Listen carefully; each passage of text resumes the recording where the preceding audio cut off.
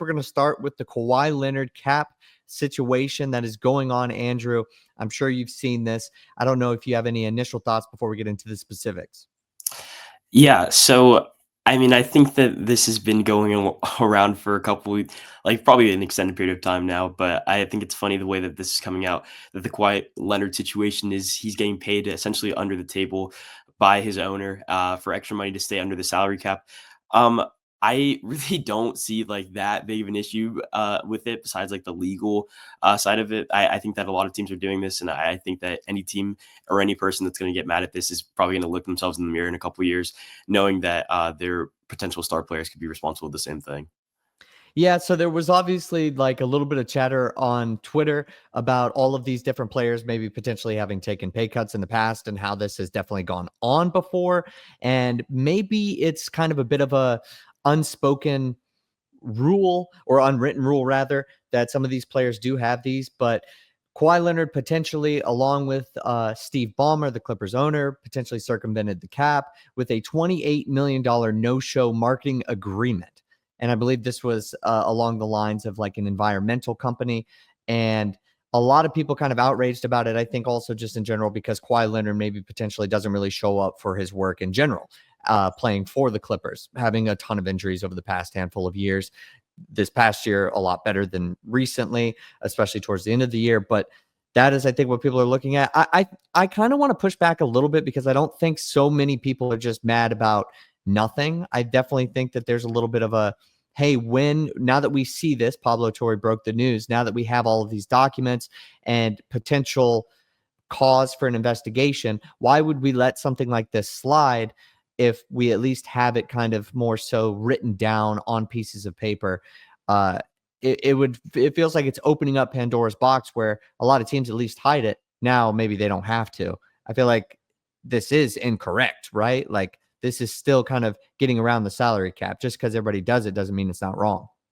Yeah, no, I didn't mean to like make that statement like and say that it's not something that shouldn't be addressed. I just think that like there's gonna be a lot of people that come out as holier than thou and like their franchises and doing this. I think that that's like a little bit dumb, but no, I definitely think that there should be repercussions for this, especially on the Clippers franchise specifically. Like if there's gonna be a way to do it, you're gonna have to not get caught. Like I feel like the saying is that like what is it, cheat, everyone cheats, but I don't know, like If you ain't cheating, you ain't trying. exactly, there we go, some iteration of that. But yeah, no, you can't get caught though, so I think that there definitely has to be repercussions for this. I think it makes sense that there are, because like it obviously like skirting the salary cap, and you just can't do it. So I don't really see it as a good move on the Clippers' part as well, because they're essentially paying Kawhi Leonard to not show up to basketball games or to like his endorsement deals either. So I think it's just a funny story that the NBA season has kind of trickled in there. And it was a contract that was void if he doesn't play for the Clippers anymore. So if he chose to leave in free agency or what have you, that contract would have been void, which I do believe is another thing that is incorrect. I don't know if you can do any of this. That's the kind of tricky part about the CBA. It's like, I don't think you can, but Jalen Brunson took a massive pay cut, and a lot of people were pointing at that and being like, I'm sure he's getting extra money in a different way. Now, there's nothing wrong with a CEO or of a company, or somebody who's friendly with the team or the team owner, probably saying, hey, look, you're going to get a little bit of extra money on the back end here with some of these endorsements. Like, there's nothing wrong with that. We get plenty of reports that players don't ever even touch the contract that they sign. They just touch the money that they get from endorsement deals. Like, there's nothing wrong with that. But it definitely feels like there's maybe something shady, especially because the company Aspiration went out of business. I believe they just pled guilty to crimes last week. I'm reading a Mark Cuban quote because he came out and said he was like, I'm Team Ballmer. As much as I wish they circumvented the salary cap, first, Steve isn't that dumb. If he did try to feed Kawhi Leonard money, knowing what was at stake for him personally and his team, do you think he would let the company go bankrupt? And he was saying all of these different things about, look, probably not, in a sense. He's not that dumb. He would have done this right and wouldn't got caught. I don't know.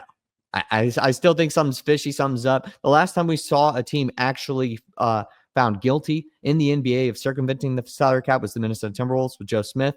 I believe, I don't know if this was the final verdict, but I think they got 5 first-round picks taken away from them.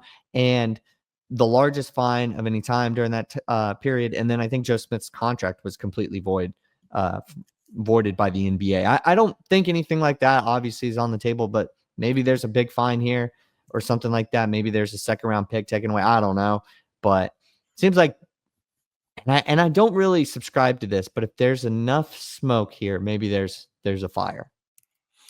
Yeah, I mean, I agree. I definitely don't think it'll get to the extent of what you're just talking about, like losing 5 years worth of draft picks or anything like that. But I definitely think that you just can't do it. So I definitely think that there will be some type of repercussions, and like you said, I don't think it'll be anything more than like a fine, maybe loss of a couple of draft picks. But I also like.